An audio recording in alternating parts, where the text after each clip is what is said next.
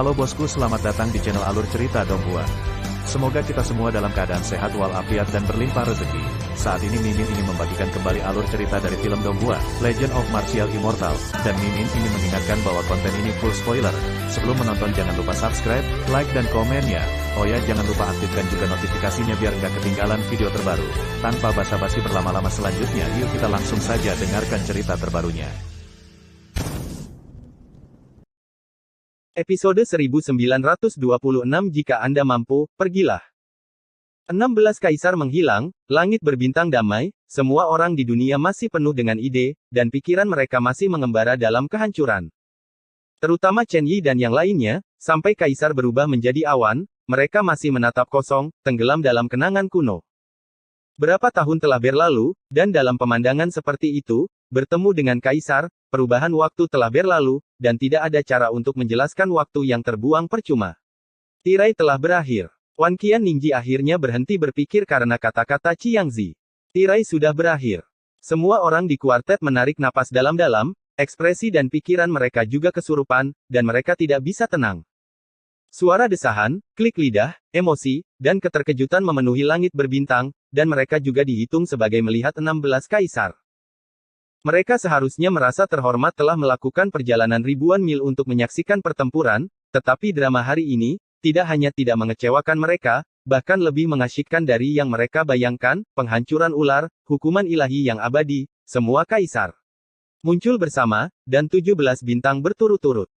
Peristiwa besar seperti itu sulit dilihat di segala usia, dan mereka secara tidak sengaja berhasil menangkapnya, mereka semua adalah saksi dari catatan sejarah. Mulai saat ini, peristiwa hari ini akan berdampak kuat dalam sejarah langit, dan akan diwariskan ke generasi mendatang. Semua orang di dunia memandang Ye Chen, seperti melihat legenda. Tubuh suci kuno yang mendominasi mengalahkan 16 kaisar dan melanjutkan mitos yang tak terkalahkan, dewa perang sejati yang tak terkalahkan.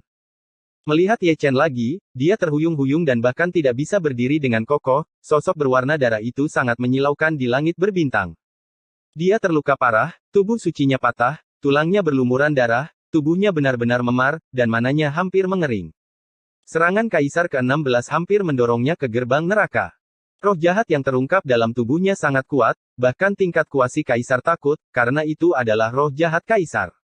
Kesengsaraan surgawi adalah kesengsaraan hidup dan mati, tetapi juga merupakan kesempatan untuk keberuntungan. Dalam malapetaka yang menghancurkan ini, dia hampir mati, tetapi dia juga nirwana. Dia mengubah dirinya menjadi dao kekacauan, berperang melawan dao 16 kaisar, dan memperoleh kekayaan yang menantang surga. Yang disebut nasib baik, selain roh jahat kaisar, adalah jalan kaisar, dan jalan kacau itu kuat, menelan lebih dari seutas jalan kaisar. Cara kaisar, pemahaman kaisar, seperti batu asahan, mengubah tubuhnya menjadi pedang yang tiada taranya. Itu adalah kesempatan tertinggi, yang sulit disentuh oleh orang biasa seumur hidup mereka. Tetapi dia, bagaimanapun, mengolah ratusan kitab suci dan menelan jalan kaisar.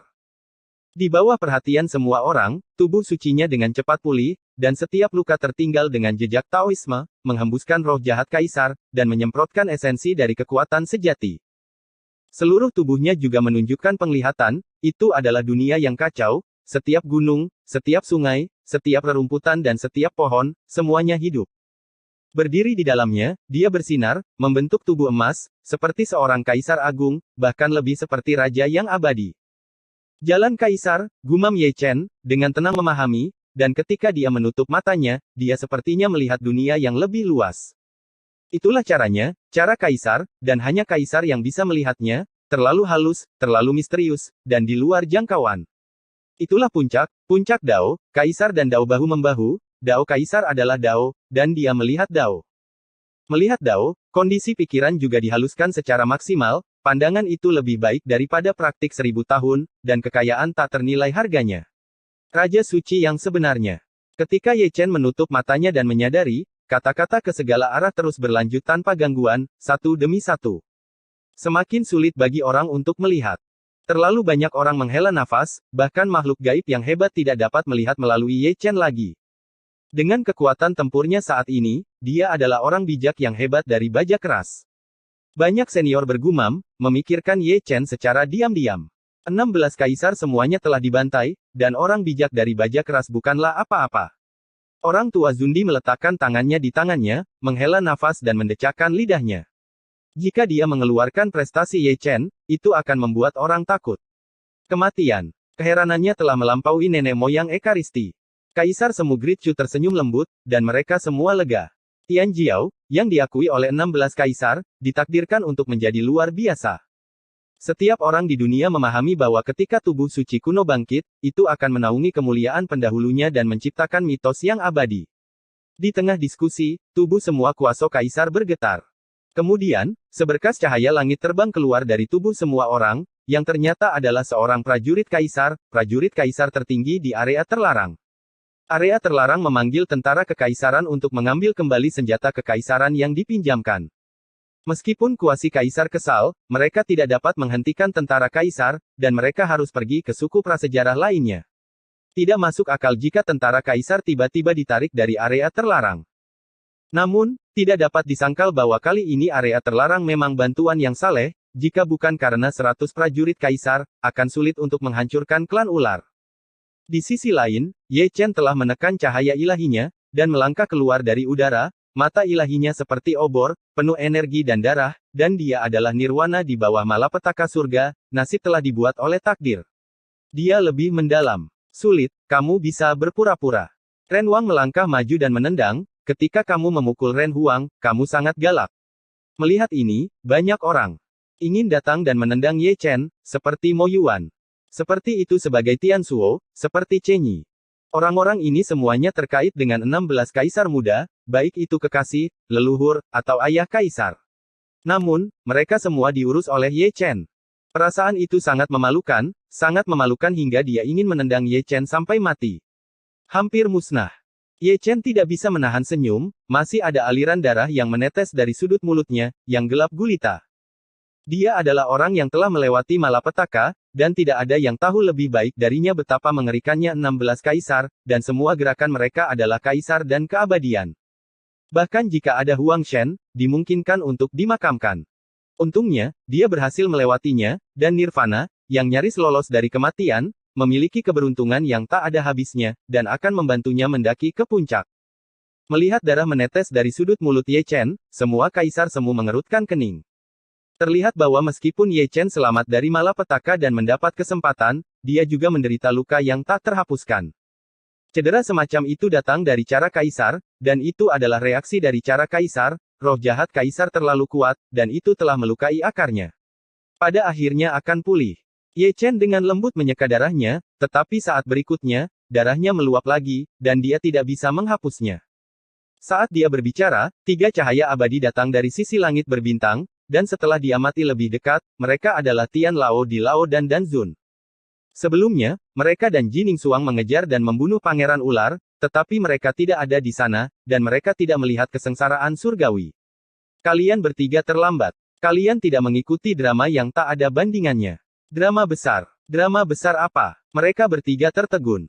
Mengapa hanya kalian bertiga? Di mana Jining Suang? Di mana Pangeran Ular? Tanya Yan Huang, tidak berbicara tentang drama. Bocah itu terlalu licik, pasti Kaisar Ular Bing yang terlalu licik. Setelah mengejarnya, dia menghilang begitu saja. Pria tua itu mengutuk dan wajah tuanya menjadi sangat gelap.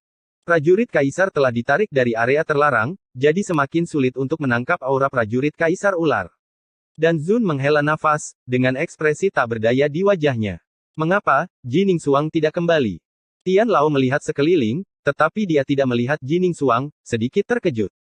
Ini omong kosong. Jika dia kembali, dia masih tidak perlu bertanya padamu. San Zundi, dengan tentara kaisar di pundaknya, bahkan belum mengejar Raja Suci, sangat tidak tahu malu. Raja memarahi. Pergilah jika kamu memiliki kemampuan. Teriak Tian Lao. Nenekmu, kamu masih berani memarahiku, aku pemarah. Cukup. Chu Huang mendengus dingin, sedikit mengernyit, meskipun Pangeran Ular berada di negara bagian Yuanshan, dia dapat dengan bebas mengontrol batas Sueji, dengan bantuan tentara Kaisar Ular, jika Jining Suang mengejar, dia mungkin bukan lawan. Potensinya sangat besar, dan dia pasti akan menjadi bencana di masa depan. Tapi masalahnya, aku tidak tahu kemana perginya cacing kecil itu. Di laut terbatuk datar, mungkin tersembunyi. Tanda yang kau ukir pada Pangeran Ular sebelumnya masih ada. Dong Huang Taixin berkata mari kita lihat Ye Chen dulu. Sudah terhapus. Wajah Ye Chen agak jelek, dan dengan pikiran Pangeran Ular, dia bisa mengetahui bagaimana Dacu menemukan klan ular, dan bagaimana dia bisa meninggalkan bekas. Ini rumit. Wajah Zundi juga jelek. Aku akan mencarinya. Ye Chen segera mengangkat kakinya, melintasi langit berbintang, mengorbankan gerbang domain, dan menghilang ke langit berbintang dalam sekejap. Bawa tentara dewa. Bai Zi melambaikan tangannya, dan tentara kaisar terbang keluar seperti sinar cahaya abadi, mengikuti Ye Chen ke gerbang kerajaan, dan dia dengan sadar memasuki tungku tembaga senjata ajaib Dewa Surgawi. Jangan diam, carilah, perintah Dong Huang Taixin, menggerakkan langkah lotusnya dengan ringan, dan langsung ke satu sisi, seperti cahaya peri. Kaisar semu dari Great Chu juga seperti ini, masing-masing bergegas ke langit berbintang, seorang Raja Suci tidak mengerikan, yang mengerikan adalah dia dapat dengan bebas mengontrol batas suksesi darah, dan ada seorang Kaisar ekstrim untuk tolong dia. Dengan barisan seperti itu, jika diberi waktu yang cukup, itu pastilah raksasa yang abadi, dan itu adalah raksasa yang menakutkan. Sangat mudah untuk menyembunyikan tombak yang tersembunyi tetapi sulit untuk mempertahankannya bagi Dacu, Pangeran Ular adalah bom waktu dengan kekuatan besar. Ibu peri Yaochi juga pergi. Ji Ningxuang berasal dari Dacu, tetapi dalam kehidupan ini, dia juga seorang Dewi Yaochi. Ini adalah fakta yang tidak dapat diubah. Sebagai ibu peri, dia tidak dapat mengabaikannya. Apa yang kamu lakukan dengan terburu-buru? Melihat bahwa Kaisar Zun dari Chu sedang terburu-buru, semua orang menggaruk-garuk kepala, tidak tahu kenapa. Apapun yang dia lakukan. Beberapa orang telah pergi dengan tangan di tangan. Tanpa 100 prajurit Kaisar, bisakah mereka masih melakukan hal-hal prasejarah? Drama selesai, semua orang kembali ke rumah mereka, orang-orang dari segala arah mundur satu demi satu, memegang tongkat memori di tangan mereka. Penghancuran ular itu menyenangkan hati orang-orang, dan juga melihat dewa kuno bencana. Yang paling penting adalah melihat penampakan ilahi dari 16 kaisar, kemuliaan tertinggi sudah cukup untuk mereka banggakan selama 800 tahun. Dengan desahan dan emosi, sosok itu berangsur-angsur memudar. Langit berbintang ini langsung kosong, dengan hanya kabut darah yang melayang-layang, hanya keheningan yang merajalela, dan seluruh tempat itu hancur. Mungkin, tidak ada yang memperhatikan, celah terbuka di bagian yang kosong, dan bagian dalamnya gelap gulita. Itu adalah lubang hitam, dan tidak ada seorang pun di sana, tetapi melalui celah itu, orang bisa melihat sepasang mata yang tumpul dan kejam memandangi langit berbintang yang luas melalui celah itu. Itu adalah tubuh Kaisar Ular, dan retakannya sembuh hanya dengan sekali pandang, dia tidak keluar, dia masih di dalam lubang hitam, seperti hantu, dia menghilang setelah mengintipnya.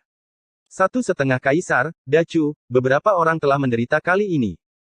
Di Mingshan dunia bawah, Kaisar dunia bawah menggelengkan kepalanya tanpa daya, jika kamu benar-benar gila, kamu lebih menakutkan daripada iblis pada hari itu. Meremehkan Great Chu. Di Huang berkata dengan santai, dibandingkan dengan tubuh Kaisar, saya lebih penasaran bahwa Pangeran Ular dapat dengan bebas mengontrol batas suksesi darah. Dalam pengalaman saya, belum pernah ada preseden seperti itu. Kaisar Ular pada dasarnya aneh, dan keturunannya juga monster. Kaisar dunia bawah berkata dengan ringan, namun, berdasarkan tebakanku, dia pasti telah membayar harga untuk apa yang disebut kebebasannya untuk mengendalikan batas suksesi darah, seperti itu. Sebagai mengorbankan umur panjang, mantan grup Dacu telah dibatalkan karena penyalahgunaan wewenang oleh pemilik grup, dan bukan lagi grup resmi, Kaisar Bela Diri Abadi. Nomor grup Dacu baru, 94.994. N. Episode 1927 kamu sangat menyedihkan. Di langit berbintang, Ye Chen melangkah keluar dari gerbang domain, membuka mata reinkarnasi, dan memindai segala arah, dan kesadaran spiritualnya meluas tanpa batas. Tapi, sayangnya, dia tidak menemukan apapun. Sepanjang jalan, belum lagi sosok Ji Ningxuang dan Pangeran Ular, bahkan tidak ada fluktuasi sedikit pun dalam pertempuran. Langit berbintang terlalu besar dan luas, dan tidak ada perang atau fluktuasi, mencoba menemukan keduanya seperti mencari jarum di tumpukan jerami. Dongfang. Tepat ketika Ye Chen bingung, pedang Kaisar di tangannya terdengar, dan dia benar-benar mengucapkan kata-kata manusia dilihat dari postur tubuhnya, kecerdasannya tidak rendah. Terima kasih. Ye Chen langsung pergi ke timur tanpa bertanya. Keduanya adalah senjata sihir tingkat Kaisar, dan harus ada hubungan antara tentara Kaisar ekstrim dan tentara Kaisar ekstrim, yang sangat misterius. Karena itu adalah bimbingan dari prajurit Kaisar, dia akan mempercayainya tanpa syarat. Ini adalah langit berbintang yang gelap gulita, dipenuhi kabut, dan bahkan bintang-bintang pun dipenuhi dengan keheningan kuno. Jika Anda mendengarkan dengan seksama, Anda juga bisa mendengar lolongan hantu. Dengan ledakan, bintang mati meledak, dan bebatuan yang pecah runtuh ke kedalaman langit berbintang seperti meteorit. Kemudian, ada kekuatan ekstrim kaisar, gelombang halo seperti itu menyebar tanpa batas, kemanapun ia pergi, kabutnya dihilangkan, dan bintang-bintang dihancurkan menjadi abu terbang. Jelas, ada pertarungan besar, dan kedua belah pihak dalam pertarungan besar itu tidak lain adalah Jining Xuang dan Pangeran Ular. Keduanya adalah prajurit kaisar, dan pertempurannya sangat tidak stabil, dan setiap kali mereka bertabrakan, ada visi untuk menghancurkan dunia. Hari ini, aku akan menggunakan hidupmu untuk memberi penghormatan kepada roh keluarga kita di surga. Pangeran Ular menyeringai, matanya merah darah, dan dia menakutkan, seperti setan, lebih seperti hantu. Tubuh fisik, memegang persenjataan kaisar klan ular, roh jahat melonjak, menutupi langit berbintang demi satu. Di sisi yang berlawanan, Jining Xuang berdiri dengan anggun, juga memegang pedang kaisar, rambutnya yang panjang telah berubah menjadi seputih salju, dan ada 9 pola ilahi kuno yang terukir di tengah alisnya, sekilas orang bisa tahu bahwa banyak yang dilarang. Mantra telah dibuka. Ada darah yang meluap dari sudut mulutnya, wajahnya juga pucat, dan pakaian peri putih bersih berlumuran darah. Bekas luka di bahu Yu sangat mencolok, dan cahaya redup berkedip-kedip, melarutkan energinya dan melahap esensi aslinya. Dia bukan lawan Pangeran Ular. Lebih tepatnya, ular telah menembus batas penerus darah, dan kekuatan tempurnya di atasnya. Jika dia tidak dilindungi oleh tentara kaisar, dia akan menjadi awan di dunia. Bunuh, bunuh, bunuh. Pangeran Ular meraung dengan ganas, dan pedang memotong sungai peri berwarna darah, membelah langit berbintang. Dia menjadi gila, memobilisasi asalnya tidak peduli biayanya.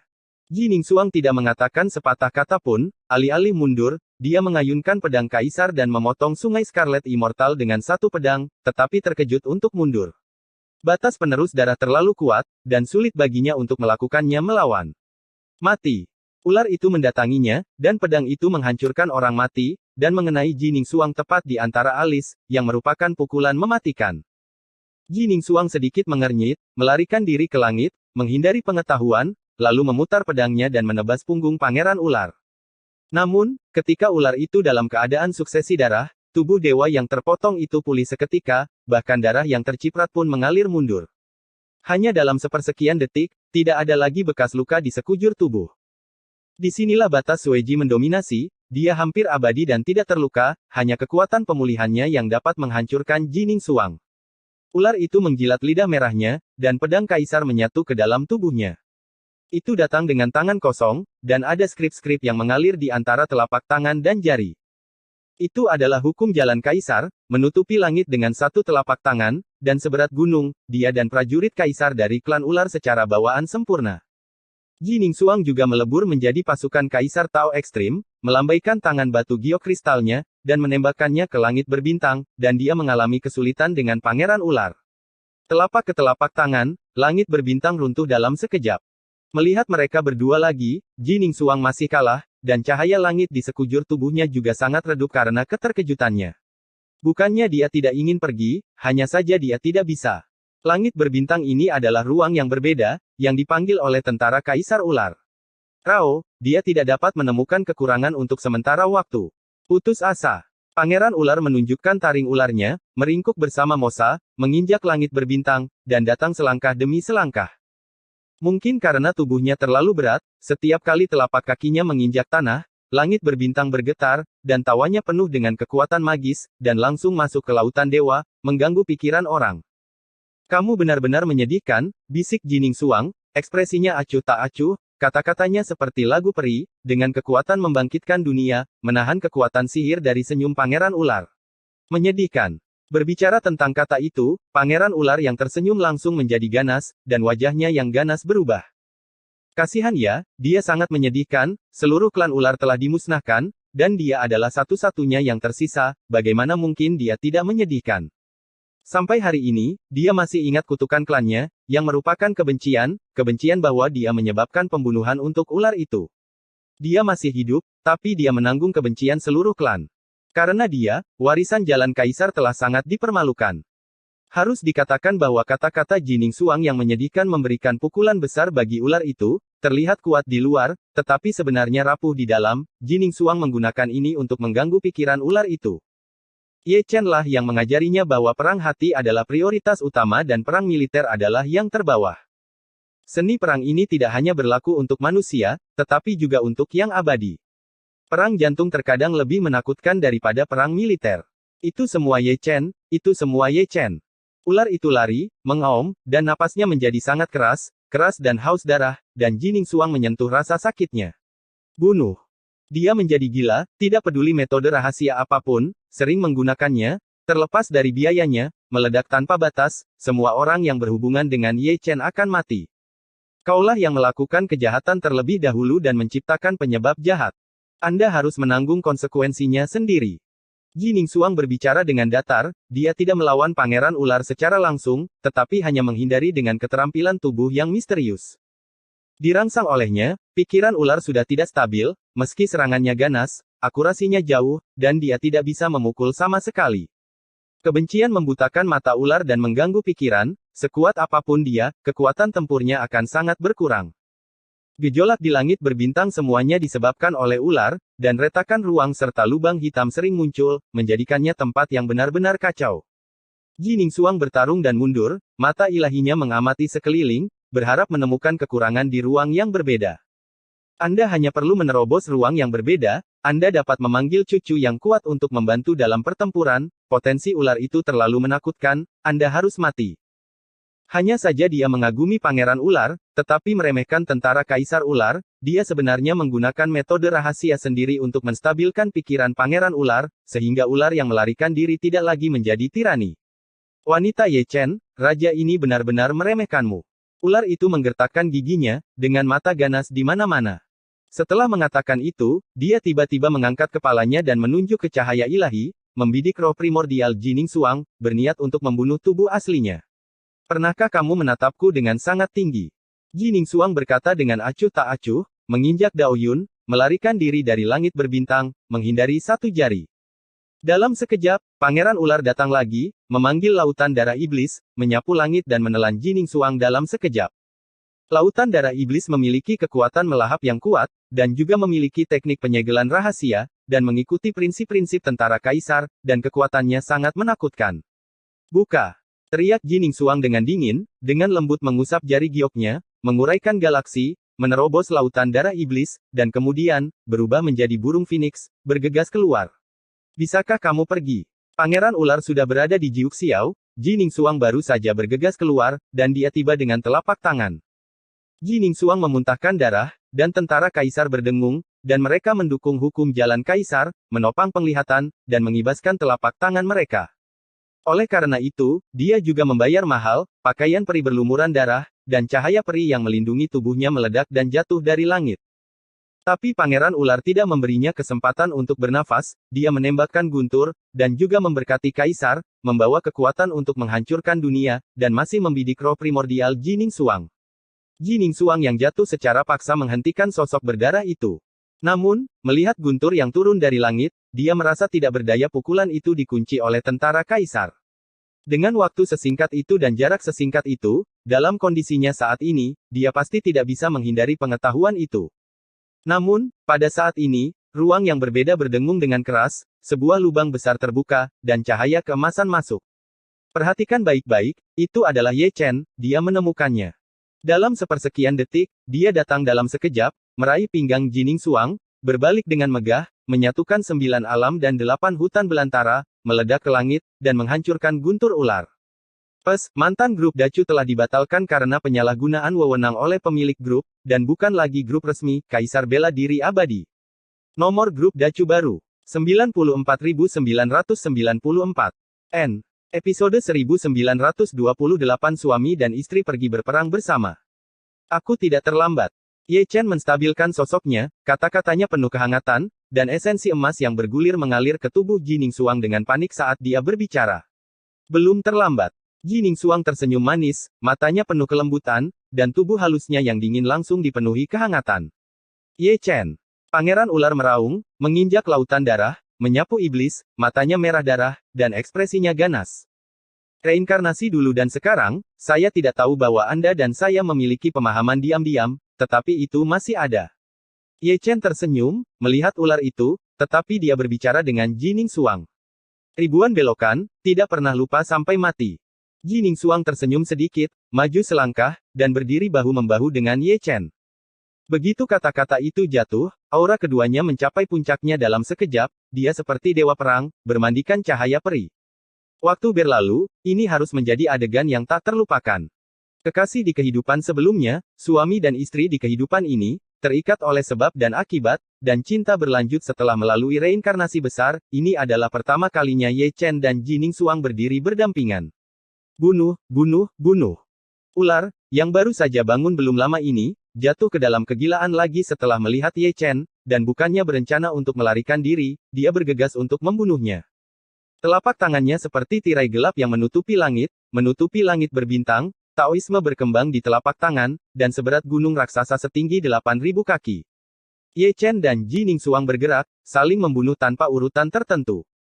Ji Ningsuang mengayunkan pedangnya, menguraikan sungai peri, dan membuka cetakan telapak tangan. Pada saat yang sama, Ye Chen langsung pergi ke langit, dengan pedang Feng Shen, yang bisa dikatakan menghancurkan, dan langsung mengenai alis ular itu. Bertatap muka, ular itu terluka parah, bagian tengah alisnya patah, lautan sen ditusuk, dan bahkan jiwanya hampir dicincang hidup-hidup, jika bukan karena darah batas suksesi, dia akan dibunuh oleh Ye Chen. Bunuh. Ular itu meraung, mengorbankan asal dan kekuatan sejatinya dengan darah, dan memanggil lautan darah iblis untuk menenggelamkan mereka berdua.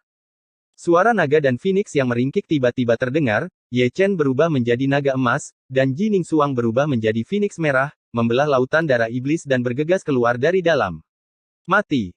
Ular itu menyeringai, menunjuk Ye Chen dengan satu jari, menggabungkan cara keabadian kaisar, itu adalah pukulan kepunahan. Dilarang. Ji Ningsuang memarahi dengan lembut, membentuk segel dengan satu tangan, dan melemparkan metode pengekangan rahasia. Pangeran ular dilarang di tempat, dan kekuatan sihir satu jari yang akan digunakan juga setengah mengalahkan terlambat.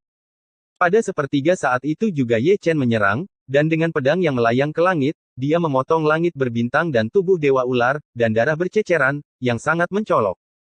Tapi batas Sueji mendominasi, dan ular itu pulih seketika, ekspresinya menjadi lebih gila, dan bahkan kekuatan primordialnya terbakar. Ye Chen kuat, dan menyerang secara langsung, semua jenis bencana meleleh menjadi satu, meledakkan langit berbintang, tubuh ular yang baru saja pulih diledakkan lagi, tulang-tulangnya berlumuran darah, dan jatuh ke dalam bintang-bintang. Langit, kamu Chen, kamu pantas mati. Ular dengan rambut acak-acakan, seperti iblis, menyapu dengan telapak tangannya, mengguncang punggung Ye Chen. Ji Ningsuang juga tiba, dan pedang Kaisar Jidao ditutupi dengan karakter segel, menggabungkan banyak teknik rahasia, dan dengan satu pedang, itu bisa menghancurkan dunia. Ular itu terluka dan terhuyung-huyung setelah dipotong, tetapi ia menstabilkan sosoknya dalam sekejap, dan dengan telapak tangannya, Ji Ningsuang juga terkejut. Ye Chen mendengus dingin, membuka penglihatannya, menundukkan kepalanya ke langit berbintang yang luas, dan menginjak lautan emas para dewa, mengungkapkan roh jahat Kaisar. Ji Ningsuang mengenakan pakaian perangnya, melepaskan teknik terlarang abadi, menginjak sungai abadi, berjalan dengan ringan, dan tampak seperti dewa. Senior, pinjamkan aku kekuatan sucimu. Ular itu mendesis keras. Suara ini adalah raungan dari jiwa, memanggil leluhur ular, memberinya kekuatan untuk melampaui Ye Chen dan Ji Ningsuang. Dia benar-benar gila, dia mendesak tentara kaisar terlepas dari biayanya, dan beresonansi dengan tentara kaisar ular, momentumnya meningkat, dan kekuatan tempurnya bahkan lebih tinggi dari batas penerus darah, dan dia mencapai level lain. Melihat adegan ini, Ye Chen dan Ji Ningsuang mengerutkan kening. Meskipun mereka bertiga semuanya dipersenjatai dengan tentara kekaisaran, tingkat kecocokan antara pangeran ular dan kaisar ular jelas jauh lebih tinggi dari mereka berdua, dan kekuatan tentara kekaisaran juga lebih kuat dari mereka berdua. Pemakaman langit, buka, Ye Chen berteriak dengan dingin di dalam hatinya. Dengan kekuatan murid yang tidak mencukupi, dia secara paksa membuka pemakaman langit reinkarnasi besar, yang meningkatkan kekuatan tempurnya 10 kali lipat, dan darahnya juga 10 kali lebih kuat.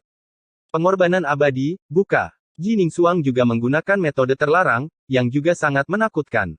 Meskipun bonus kekuatan tempur tidak 10 kali lebih kuat dari penguburan langit Ye Chen, ia masih memiliki kekuatan tempur 5 kali lipat. Bunuh. Pangeran ular menyerang dengan wajah ganas, dan dengan restu dari prajurit kaisar ular, kekuatannya sangat menakutkan. Bertarung. Ye Chen dan Ji Ningsuang berangkat bersama, tentara kekaisaran di tubuh mereka gemetar, menahan tentara kekaisaran di dalam ular. Pertempuran hebat pecah, langit berbintang bergetar, dan yin dan yang terbalik. Ular itu menjadi gila, tetapi Ye Chen dan mereka berdua juga tidak melakukannya. 3 orang berkelahi, pemandangannya sangat besar, langit berbintang runtuh sedikit demi sedikit, dan visi kepunahan sering terwujud, seperti akhir dunia. Seekor ular yang mewarisi batas darah, tubuh suci dengan kekuatan tempur 10 kali lipat, tubuh peri dengan kekuatan tempur 5 kali lipat, dan 3 prajurit kaisar yang ekstrim. Awalnya, Ye Chen bisa membunuh ular itu sendiri, tapi dia harus membayar mahal dan butuh waktu lama. Dia membutuhkan 1 orang untuk membantunya untuk membunuh ular dalam waktu singkat, dan tidak ada yang lebih cocok untuk dukungan ini selain Jining Suang pemakaman langit, 10 kali kekuatan tempur, menghancurkan ular itu. Suami dan istri berperang bersama, dan keduanya bekerja sama untuk membentuk kombinasi emas. Yang paling penting adalah kerja sama keduanya sempurna, serangan utama satu sama lain, dukungan satu sama lain, dan serangan itu juga sombong. Pemahaman diam-diam semacam inilah yang membuat ular yang berada dalam kondisi batas Sueji juga ditekan, dan tubuhnya sering meledak. Ular itu sangat marah hingga hatinya hancur, meski berada di batas Sueji, sulit untuk menghentikan serangan keduanya. Dalam barisan 1v2, dia benar-benar dirugikan, dia dipukuli dengan sangat buruk oleh Ye Chen dan Jining Suang sehingga dia tidak bisa mengangkat kepalanya. Setelah hanya 100 putaran pertempuran, dia jatuh dari langit berbintang selama musim gugur, cahaya langit di sekujur tubuhnya hampir musnah, dan bahkan hukum cara kaisar kehilangan kekuatannya. Pada saat ini, dia tidak lagi berada di negara bagian Sueji Boundary, tetapi dikalahkan oleh Ye Chen dan Jining Suang. Aku tidak percaya. Ular itu meraung, masih tidak mau gagal, membuka tabu di langit, dengan bebas mengendalikan batas suksesi darah, dan hampir abadi, tetapi masih kalah, dan masih kalah dari musuh besar yang memusnahkan klan. Ini perjalanan yang bagus. Ye Chen mengangkat tangannya dan mengayunkan pedang kaisar untuk menebangnya, di kehidupan selanjutnya, jangan main-main dengan orang yang tidak seharusnya. Kata-katanya dingin dan agung, dan pedangnya sangat kuat. Ruang yang berbeda juga dipotong terbuka. Pedang itu jatuh, menghancurkan langit dan menghancurkan bumi, pangeran ular itu langsung berubah menjadi abu, hanya menyisakan gemuruh dan gemuruh yang bergema di langit berbintang. Sebagai harapan klan ular, dia tidak bisa lepas dari pemusnahan. Dia memiliki kesempatan untuk melarikan diri, tetapi dia menyia-nyiakan kesempatan itu.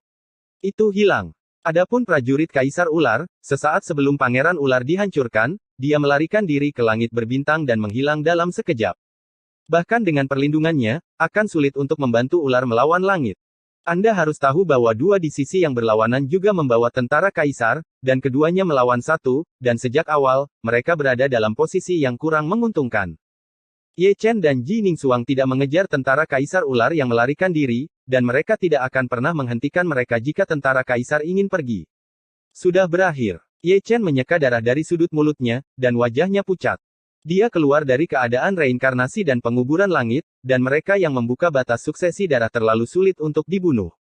Mereka bergabung dengan Jining Suang dan juga terluka. Untungnya, pangeran ular itu akhirnya musnah. Pertempuran ini dapat digambarkan sebagai kemenangan penuh, menghancurkan klan ular, mendapatkan prestise besar dari Great Chu, dan memberikan pukulan di wajah Hong Huang. Pertarungan ini juga membuat Hong Huang tahu bahwa surga tidak kosong, tidak peduli seberapa berani mereka menyetujui gencatan senjata, tidak peduli seberapa berani membantai makhluk surga, klan ular adalah contoh berdarah. Aku pernah melihatmu membuka batas penerus darah sebelumnya, yang berbeda dari pangeran ular. Jining Suang muncul dengan pedang di tangan, wajahnya juga pucat, dan napasnya jatuh ke keadaan lamban lagi. Waktu untuk mendukung batas Sueji jelas sangat singkat. Ye Chen merenung, pertama kali aku bertarung dengannya, aku melihatnya dengan mata peri. Dia dalam keadaan batas Sueji, dan masa hidupnya berlalu. Sudah waktunya untuk mengorbankan Zhou Yuan. Itulah masalahnya, dia cukup jahat, dia dapat dengan bebas mengontrol batas Sueji, yang belum pernah terjadi sebelumnya. Kembali belajar, cari tempat dulu, dan pulih dari cedera. N. Episode 1929 Festival Lentera. Ini adalah bintang kuno manusia, tidak diketahui, hanya sebesar Nanchu, di ambang perbatasan alam semesta. Ada sebuah kota kecil di bintang kuno, dan ada sebuah taman kecil di kota kecil. Ye Chen dan Jining Suang keduanya duduk bersila, pulih dari luka mereka. Keduanya aneh, yang satu menyerap kekuatan bintang, dan yang lainnya menyerap esensi bulan yang cerah, keduanya merupakan rahasia misterius. Selain mereka berdua, ada juga seorang pria kecil, Ye Fan. Dia dibawa oleh Sisi Jining Suang sampai dia dibebaskan. Keduanya sedang menyembuhkan, dan si kecil juga tidak menganggur, dia terhuyung-huyung, mengejar kupu-kupu di rumput. Dia polos dan polos, tetapi dalam cekikikan yang tidak dewasa itu, ada sentuhan rasa sakit, dan ada air mata petir dan kilat di tubuh mungilnya, dan dia disiksa sepanjang waktu. Tapi si kecil itu kuat dan berakal sehat, dia tidak ingin ibunya menangis, betapapun sakitnya, dia tetap menggigit dan menahannya. Lelah, jadi lelaki kecil itu berlari kembali, menatap Jining Suang, dan kemudian menatap Ye Chen dengan rasa ingin tahu. Setelah menonton untuk waktu yang lama, saya mengulurkan tangan kecil saya dengan malu-malu, dan menyentuh wajah Ye Chen, merasa sangat baik. Embusan angin bertiup, dan Ye Chen membuka matanya lebih dulu. Melihat ini, lelaki kecil itu buru-buru menarik tangan kecilnya, seolah-olah dia telah melakukan kesalahan besar, dia menundukkan kepalanya, tidak berani menatap Ye Chen. Ye Chen tersenyum, dengan lembut memeluk anak itu ke dalam pelukannya, dan menyentuh wajah kecilnya dengan kebaikan kebapaan. Ayah, aku lapar. Si kecil mencengkeram perutnya, suaranya kekanak-kanakan, seperti susu, sangat imut. Ini, ayo makan. Ye Chen buru-buru mengambil buah spiritual. Si kecil melompat kegirangan, dia terlalu kecil, dan buah rohnya terlalu besar, jadi dia harus memegangnya dengan dua tangan kecil, dan memakannya dengan nikmat. Ye Chen tidak mengatakan sepatah kata pun, terus menyeka jus dari mulut si kecil, semakin dia menyeka, semakin menyakitkan hatinya, dan semakin dia menyeka, semakin dia merasa bersalah. Susi terlalu fokus, tetapi dia tidak menyadari bahwa Jining Suang terjaga di sampingnya, matanya penuh kabut, dan dia memandang mereka dengan tenang. Dia tidak berharap Ye Chen memaafkannya, dan dia tidak melakukannya. Jangan berharap Ye Chen menjanjikan cinta seumur hidup. Orang-orang dapat menerima anak ini yang lahir karena kesalahan. Dia harus sangat tersentuh oleh Ye Chen untuknya, dia tidak akan ragu untuk menjadi musuh dunia, dan menggerakkan Ye Chen dengan sukarela untuk anak-anaknya, dia tidak akan ragu untuk memprovokasi keagungan area terlarang, dia tidak akan melakukannya. Ragu untuk memusnahkan ular-ular itu, dan ia pun ingin mencari keadilan bagi anak-anaknya. Long Jie mencariku, dan hampir memberiku pisau. Ye Chen tersenyum, dan sambil berbicara, menyeka jus dari mulut Xiao Yefan, seolah dia tahu bahwa Jining Suang telah bangun. Jining Suang membuka mulutnya, tetapi dia tidak tahu bagaimana menjawab, dia juga tidak tahu apa arti kata-kata Ye Chen. Aku harus berterima kasih padanya. Ye Chen tersenyum, jika bukan karena dia, aku tidak akan tahu bahwa kamu berubah menjadi bintang penggemar dan melahirkan anak yang cantik untuk Ye Chen. Adegan berubah. Menjadi bintang di malam hari masih segar dalam ingatanku, dan aku juga berterima kasih kepada Long Jie. Apakah saya bencana? Di dalam hatinya, dia menanyakan pertanyaan ini lebih dari sekali. Meskipun perampokan nagalah yang mengganggu kebiasaannya terlebih dahulu, tetapi karena dia, air mata orang yang tergila-gila mengalir di pipinya. Xiao Yuan terdiam, hanya angin sepoi-sepoi yang bertiup. Jining Suang mengumpulkan pikirannya, dan menatap Ye Chen dengan bingung. Tiba-tiba, dia mengangkat tangan batu gioknya, ingin menyingkirkan sehelai rambut putih dari Ye Chen, dan ingin melihat lebih dekat ke wajah itu, tetapi di tengah jalan, dia menarik tangannya, dan hanya tersenyum dengan air mata di matanya. Pertempuran itu sangat sulit. 90 juta jiwa Cuying berjuang untukku, bagaimana aku bisa kalah? Ye Chen tersenyum, dengan perubahan.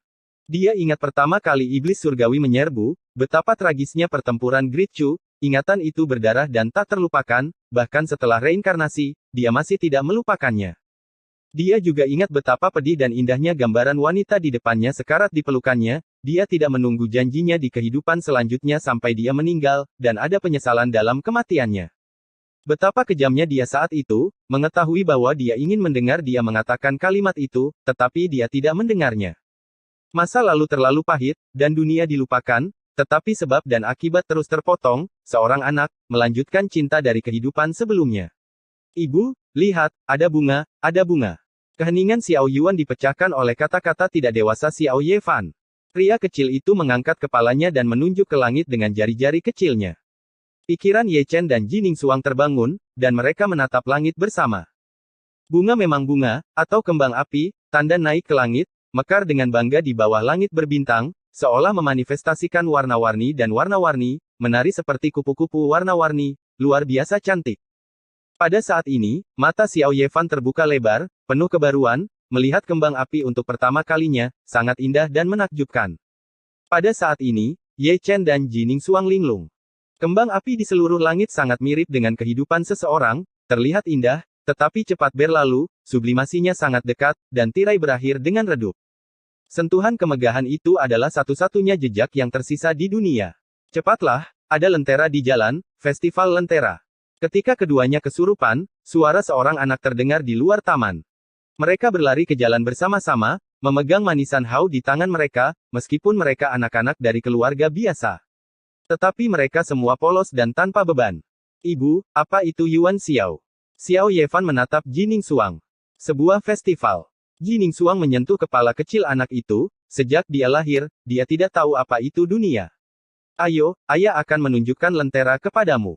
Ye Chen bangkit, memeluk lelaki kecil itu, duduk di lehernya, meninggalkan taman kecil, dan pergi ke jalan yang ramai.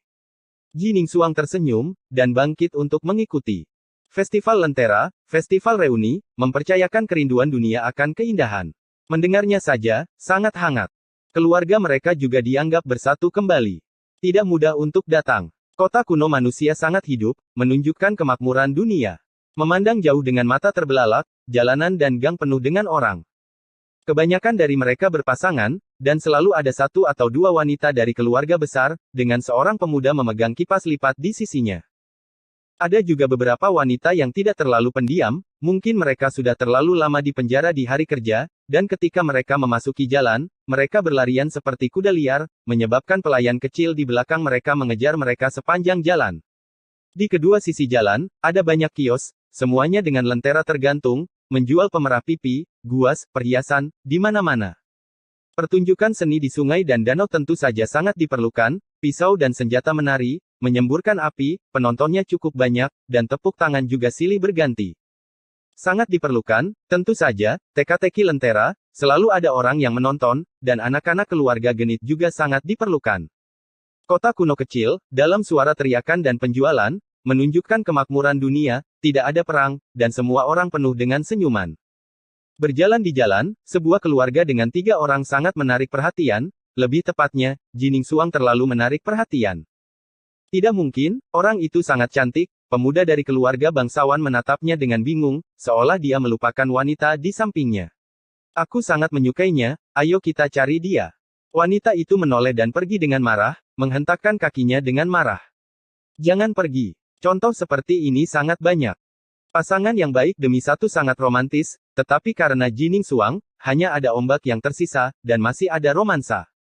Jining Suang tampak acuh tak acuh, seperti kecantikan es abadi, hanya Ye Chen dan anak itu di matanya, dan tidak ada yang lain.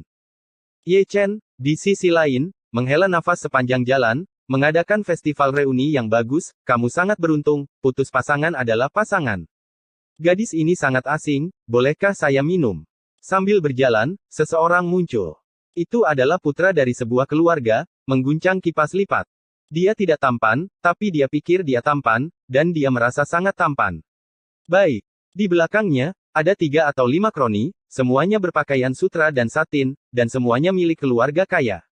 Jelas, dia tertarik dengan wajah Jining Suang yang tiada taraf, tidak ada alasan untuk tidak menggoda wanita secantik itu. Namun, mereka menggoda orang yang salah. Sebelum Ye Chen bisa membuka mulutnya, Jining Suang menamparkan mereka semua ke langit. Itu tidak bertiup, dan mereka tidak tahu seberapa jauh mereka terbang. Wow! Little Yevan mengangkat kepalanya, matanya yang besar meluncur ke kiri dan ke kanan mengikuti arah orang-orang yang terbang keluar. Kupikir lebih baik kamu menyamar sebagai laki-laki. Ye Chen terbatuk datar, dengan ekspresi penuh arti di wajahnya, jika tidak, Tuhan tahu berapa banyak orang yang akan datang untuk menggoda gadis, dan Tuhan tahu berapa banyak orang yang akan dikirim ke surga olehmu seperti ini. Jining Suang terdiam, tapi dia berganti menjadi pakaian pria, dan juga menggulung rambutnya. Mata Little Yevan berbinar saat melihatnya, dan itu adalah pertama kalinya dia melihat ibunya berpakaian seperti ini. Namun, Jining Suang, yang menyamar sebagai laki-laki, agak tampan, dan pipinya hampir sempurna. Ada lebih sedikit tuan muda yang datang untuk menggoda gadis-gadis, tetapi para wanita itu tidak tenang lagi, yang membuat tuan muda di samping mereka merasa sangat malu, mereka menyingsingkan lengan baju dan mengancam akan memukul Jining Suang. Terlihat tampan. Kamu tampan, jadi tetaplah di rumah dan jaga dirimu baik-baik. Jangan keluar untuk berjalan-jalan. Ada begitu banyak anjing lajang, dan mereka datang untuk mengambil pekerjaan dan merusak perbuatan baik saya. Pelecehan dimulai lagi, wajah para bangsawan keluarga menjadi hitam, dan pasangan yang telah berdamai sebelumnya tercabik-cabik lagi. Ye Chen mendecakkan lidahnya lagi, dan memiliki keinginan untuk melangkah maju dan menggambar lingkaran di wajah Jining Suang. Tampan, sangat tampan, aku juga sangat malu. Tidak heran Anda, yang menyamar sebagai pria saat itu, memikat para penggemar festival Kixi, dan ketika Anda tiba, Anda memberi kejutan besar kepada orang-orang, membuat Sun Woyan, yang masih belum menikah, hanya menunggu Ji Wuchen pergi menikahinya. Ayah, aku menginginkan itu. Anak-anak tidak mengerti dunia orang dewasa. Ye Fan kecil duduk di leher Ye Chen, menunjuk dengan tangan kecilnya. Semuanya di sini terlalu baru. Beli semuanya, kata Ye Chen sambil tersenyum, tetapi apapun yang diinginkan anak itu, jika tidak ada yang tidak dia beli, berbahagialah. Dengan seikat manisan Hao di satu tangan dan lentera kecil di tangan lainnya, si kecil begitu bahagia sehingga dia sepertinya melupakan rasa sakitnya. Kalian berdua sedang bersenang-senang, tetapi Jining Suang di belakangnya selalu dalam masalah. Wanita-wanita yang tidak terlalu halus itu mengelilinginya beberapa kali. Jining Suang pintar, dan menggunakan metode rahasia untuk menutupi wajahnya dari mata orang biasa, pipinya penuh kerutan. Metode ini memang bagus, sangat cantik, dan juga sangat tampan untuk didandani sebagai pria setelah melalui seluruh proses, tidak peduli apakah Anda seorang wanita atau anak dari keluarga bangsawan, semua orang menjadi jujur. Tak ayal, sosok keluarga beranggotakan 3 orang ini jauh lebih hangat. Pada malam festival lentera ini, ada sentuhan berani bergerak. Episode 1930 Putra Kaisar vs Putra Kaisar. Saat itu larut malam, jalanan ramai, pejalan kaki berangsur-angsur menjadi langka, dan lentera yang menggantung tinggi perlahan membakar lilin merah. Festival Lentera, malam kemakmuran dan 1 tahun reuni, akhirnya diakhiri dengan pesta kembang api, berakhir dengan pemusnahan. Hanya di jembatan lengkung, ada wanita berpasangan dan bertiga, memegang lentera merah, bersandar di pagar untuk saling memandang, seolah-olah mereka dapat melihat sang suami menjaga perbatasan dari jarak yang tak terhitung jumlahnya. Ye Chen lewat, menghela nafas dalam hatinya, merasa sedih untuk para wanita ini, suami mereka mungkin telah mati dalam pertempuran. Dia harus mengerti bahwa kekacauan manusia dan kemakmuran malam ini semuanya dibeli dengan darah dan tulang prajurit perbatasan. Dengan desahan sedih lainnya, dia melangkah melintasi jembatan lengkung. Xiao Ye Fan lelah, meringkuk ke dalam pelukannya, dan tertidur dengan tenang, masih memeluk lentera kecilnya. Di tepi sungai, Jining Suang berjongkok di sana, mengirimkan lentera sungai ke kejauhan, menggenggam tangan gioknya, dan berdoa. Keabadian yang luhur, seperti orang biasa di dunia fana, memiliki doa biasa, berharap untuk kesejahteraan keluarga mereka. Ye Chen memegang Xiao Ye Fan di tangannya, dan menatap sosok cantik itu dengan tenang. Dahulu kala, dia juga ingin menjadi manusia, hidup mengasingkan diri di pegunungan dan hutan, mengabaikan dunia yang kacau, sama seperti dunia. Begitu Anda memiliki anak dan keluarga, Anda menginginkan perdamaian di dunia, masa lalu terlalu pahit, dan Anda tidak ingin melanjutkan hidup ini. Namun, hukum yang kejam ini ditakdirkan bahwa kerinduan hanyalah keinginan yang berlebihan, dan semakin Anda berdiri, semakin Anda memikul. Sangat sibuk, apa yang kamu pikirkan? Jining Suang bangkit, berbisik pelan, dan dengan lembut mengusap Xiao Ye Fan. Bukan apa-apa. Ye Chen tersenyum, pulang. Di bawah malam bulan purnama, bayang-bayang keluarga beranggotakan 3 orang menjadi kabur. Masih di taman kecil, Ye Chen menempatkan Ye Fan di atas awan, memantulkan sinar bulan, wajah kecil itu penuh dengan rasa sakit, berbicara tentang ibunya, dan juga berbicara tentang rasa sakit dalam tidurnya. Ye Chen mengepalkan satu tangan dengan erat, dan dengan ringan meletakkan tangan lainnya di tubuh Ye Fan, pusaran di telapak tangannya terwujud, dan dia mengaktifkan seni iblis menelan surga. Tetapi guntur dan kilat yang dikutuk oleh Tuhan tidak dapat ditelan, dan itu masih merobek si kecil, menyiksa kehidupan muda itu. Rasa bersalah dan menyalahkan diri sendiri memenuhi hatinya lagi, jadi bagaimana jika dia membantai kaisar, bagaimana jika dia hidup selamanya, tetapi dia tidak bisa menyelamatkan anaknya, dia hanya bisa melihatnya menderita. Jining Suang melangkah maju dan dengan lembut mengambil tangan Ye Chen. Seni iblis menelan surga tidak berguna melawan momok langit, dan jika Anda menelannya seperti ini, itu akan melukai akar Dao Ye Chen, dan akan ada masalah yang tak ada habisnya. Dia tahu keadaan pikiran Ye Chen. Sebagai seorang ayah, hatinya sakit, tetapi sebagai seorang ibu, hatinya sakit seperti pisau. Jika Anda ingin menyalahkan, Anda hanya bisa menyalahkan surga yang kejam, yang tidak dapat menghancurkan mereka, dan terlalu kejam untuk anak-anak mereka. Tidak ada yang bisa dikatakan sepanjang malam, dan fajar menyingsing dalam sekejap mata, dan hari baru tiba. Di pagi hari, sebelum matahari terbenam, Ye Chen dan yang lainnya berangkat ke jalan, mereka sudah terlalu lama keluar, jadi sudah waktunya pulang. Xiao Yefan penuh energi, masih duduk di leher Ye Chen, sangat bahagia, seolah dia telah melupakan rasa sakitnya. Setelah meninggalkan bintang kuno dan memasuki langit berbintang, Ye Chen mengambil peta, mengidentifikasi arah, dan menuju ke timur. Saat melewati Hua Fanxing, Ji Ningsuang berhenti sedikit, tetapi tidak masuk, hanya di luar, mengawasi dari kejauhan. Di masa lalu, bintang kuno yang fana ini mempercayakan keinginannya yang sudah lama disayanginya, tetapi keinginan itu rusak berkali-kali. Aku lewat sebelumnya, tapi sayangnya, aku tidak masuk. Ye Chen berkata sambil tersenyum, aku tidak perlu menunggu terlalu lama. Kali ini, aku tidak melewatkannya. Ji Ningsuang tersenyum ringan. Ketika keduanya berbicara, seberkas cahaya terbang dari satu sisi, itu adalah seorang lelaki tua yang malang, duduk di atas labu emas ungu dengan tangan di tangannya, bersenandung sedikit di sepanjang jalan, sangat santai. Saat melewati keduanya, lelaki tua itu tidak lupa untuk melihat keduanya, dan matanya sangat memperhatikan Ji Ningsuang. Masih kalimat yang sama, orang begitu cantik, tidak hanya orang biasa, bahkan biksu pun ingin melihat lebih dekat saat melihatnya. Kubis yang baik biarkan babi memukuliku lagi. Pria tua malang itu melirik Ye Chen, mendecakkan lidahnya, dan terbang pergi. Wow, Ye Chen berhenti, dia akan menggoreng panci di tempat, aku sangat tampan, apa yang kamu lihat? Ini juga berkat lelaki tua yang berlari kencang, jika tidak, Ye Chen pasti akan membawanya kembali dan membicarakan cita-citanya. Ji Ningsuang menutup mulutnya dan tersenyum, Ye Chen sangat marah sampai perutnya sakit, tapi dia terhibur dengan metafora babi dan kubis. Jangan biarkan aku melihatmu lagi, pukul aku setiap kali aku melihatmu. Ye Chen mengutuk, dan melambaikan tangannya untuk berkorban ke gerbang domain. Keduanya melangkah bersama, dan arah yang mereka tuju bukanlah Dachu, tetapi benua Xuan Huang, dan mereka akan mengunjungi tanah suci Yaoqi. Si kecil sangat bersemangat, dengan tampilan baru tentang saluran luar angkasa, atau dengan kata lain, dia baru mengenal banyak hal di dunia ini, dan berlari dengan langkah terhuyung-huyung. Dachu tidak memiliki reinkarnasi, bagaimana kamu bisa bertahan hidup? Ji Ningsuang mengorbankan cahaya peri untuk mengikuti Xiao Yefan, dan pada saat yang sama melihat ke arah Ye Chen, dengan terlalu banyak keraguan. Berjalan di sekitar dunia bawah. Ye Chen tersenyum, dan menyampaikan gelombang pengetahuan spiritual, yang jatuh ke tengah alis Ji Ningsuang. Dalam kesadaran spiritualnya, berbagai perbuatan masuknya ke dunia bawah menyatu. Setelah menyelesaikan pekerjaannya, dia dengan sadar mengambil langkah ke samping, karena takut ibu ini akan menjadi seperti mantan Kaisar 9 Besar Chu dan 9 Besar, yang akan bersumpah secara agresif dan bersumpah. Melihat Ye Chen seperti ini, Ji Ningsuang memiliki ekspresi aneh di wajahnya, tapi dia tidak bertanya lagi, dan hanya fokus membaca kesadarannya. Segera, ekspresinya berubah dan dia menjadi sangat terkejut.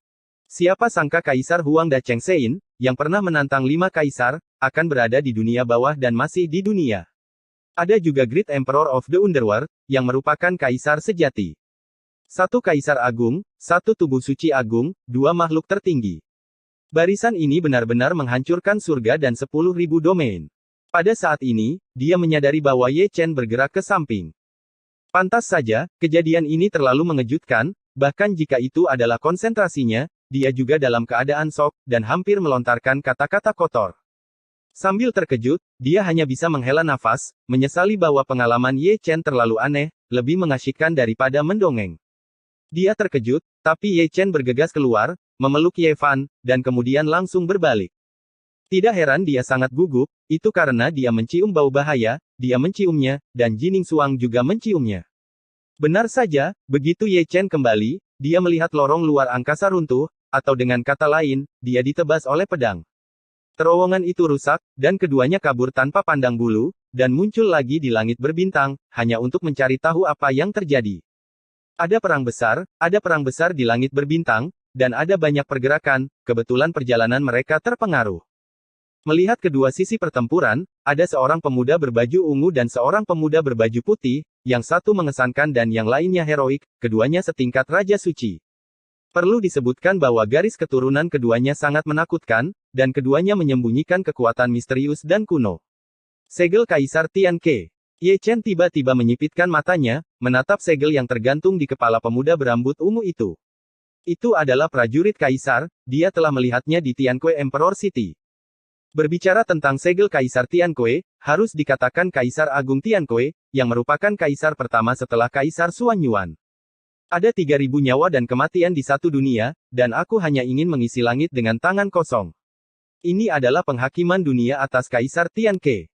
Dia bukan seorang kultivator manusia. Tubuhnya adalah sepotong batu abadi dari luar langit. Selama bertahun-tahun tanpa henti, itu melahirkan kebijaksanaan spiritual, dan kemudian berubah menjadi bentuk manusia. Nama kaisar sama mengesankannya dengan masa lalu, dan kehidupan Kaisar Tianque penuh misteri dan dipuji oleh dunia.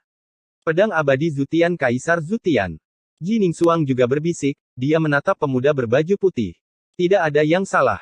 Ye Chen mengangguk, dia telah melihat Zutian Xianjian di kota kuno Donghuang di kehidupan sebelumnya. Pedang abadi yang menghukum surga tidak lengkap, tetapi tidak lengkap. Untuk ini, Ye Chen tahu betul bahwa dia dipukuli oleh Liu Dao. Hanya sedikit orang yang tahu rahasia ini, jika lelaki tua berlengan satu di kota kuno Donghuang tidak memberitahunya, dia akan disimpan dalam kegelapan. Kaisar Zutian juga terkenal di semua langit dan wilayah. Dia adalah kaisar pertama yang menjadi kaisar di zaman kuno. Dia pernah memerintah semua roh dan tak terkalahkan di dunia. Legenda kaisar semuanya mitos, dan kaisar dari dunia langit tidak terkecuali. Kedua raja suci membawa tentara kekaisaran, bagaimana situasinya? Ye Chen menggaruk kepalanya, sedikit terkejut, tapi satu hal yang patut diakui, kedua orang itu jelas tidak sederhana.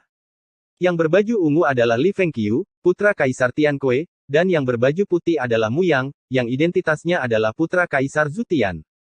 Ji Ningsuang membuka mulutnya dan mengungkapkan rahasianya. Kaisar lagi. Ye Chen terkejut, dan menatap Ji Ningsuang dengan heran, bisakah kamu mengenali ini juga? Keduanya pernah ke Tanah Suci Yaoqi, dan mereka pernah menjalin hubungan dengannya. Ji Ningsuang dia tertawa dan berkata, Li Fengqiu dulunya adalah kaisar semu puncak, tetapi dia harus dirampok ke dunia. Adapun Mu Yang, dia pasti telah disegel sejak zaman kuno, dan orang yang menyegelnya mungkin adalah ayahnya, Kaisar Zutian. Kalau begitu aneh, apakah kedua kaisar itu begitu bermusuhan? Berkelahi dengan tentara kaisar. Ye Chen bingung. Tentu saja tidak ada permusuhan. Kaisar Tianque pasti sudah gila lagi. Dia kebetulan bertemu dengan Kaisar Zutian, jadi dia mulai bertarung. Ji Ningsuang merenung, berspekulasi secara diam-diam. Dari apa yang kamu katakan, Li Fengqiu benar-benar tidak normal, kata Ye Chen, menatap Li Fengqiu. Mata Li Fengqiu penuh dengan tirani dan haus darah, rambutnya juga merah darah, dan dia dalam keadaan gila. Kekuatan mengerikan mengamuk di tubuhnya, dan kekuatan mengerikan itulah yang mengganggu pikirannya. Tidak masalah jika dia gila, dia sangat kuat sehingga dia sangat menakutkan. Itu juga karena obsesinya dan kekuatannya yang sangat keras sehingga bahkan Mu Yang, putra kaisar penghukum surga, juga sering terluka. Ketika Li Fengqiu Yingji memasuki dunia, ada kecelakaan, dan dia sering jatuh dalam keadaan mengamuk, seperti orang gila. Ketika dia melangkah ke Yaoqi di masa lalu, dia meminta ibu peri Yaoqi untuk membantunya menekan iblisnya. Tanpa diduga, setelah bertahun-tahun, dia sebenarnya itu belum dihapus, kata Ji Ningsuang perlahan. Saat keduanya berbicara, langit berbintang bergejolak, kedua tentara kaisar bertabrakan, kekuatan kaisar yang ekstrim menyebar, langit berbintang yang hancur runtuh, dan banyak bintang mati terpengaruh dan langsung berubah menjadi abu. Ye Chen dan Ji Ningsuang sama-sama memanggil tentara kaisar untuk melindungi diri mereka sendiri, dan si kecil Ye Fan juga dibawa ke tungku tembaga. Putra kaisar melawan putra kaisar, dan mereka berdua membawa tentara kaisar yang ekstrim. Adegan pertempuran sangat besar. Setiap kali mereka bertabrakan, ada visi kehancuran yang saling terkait, menguraikan gambaran kehancuran. Kaisar Tianque dan Kaisar Zutian keduanya adalah eksistensi tertinggi dan tak terkalahkan di dunia, tetapi karena pembatasan hukum, mereka tidak dapat bertemu satu sama lain, juga tidak dapat bertarung atas nama kaisar. Sekarang, penaklukan anak-anak mereka seperti raja yang abadi, seperti raja dewa, dan itu bisa dianggap sebagai kelanjutan dari penyesalan abadi. Kali ini adalah pertarungan yang tak tertandingi antara dua garis keturunan dari cara pewarisan kaisar. Terlihat bahwa putra kaisar melawan putra kaisar, Mu Yang, putra kaisar Zutian, berada dalam posisi yang kurang menguntungkan, dan dipukul mundur oleh Li Fengqiu. Bukan karena Mu Yang lebih rendah dari Li Fengqiu, tetapi kegilaan dan kekuatan kekerasan Li Fengqiu telah meningkatkan kekuatan tempurnya yang mendominasi.